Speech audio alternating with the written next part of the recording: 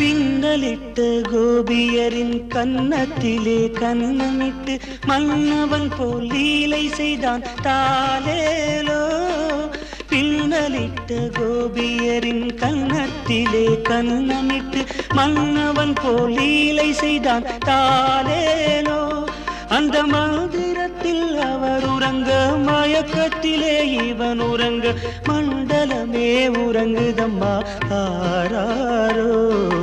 மண்டலமே உறங்குதம்மா ஆராரோ. ஆயர் பாடி மாளிகையில் தாய் மடியில் கன்றினை போல் மாய கண்ணன் தூங்குகின்றான் தாலேலோ.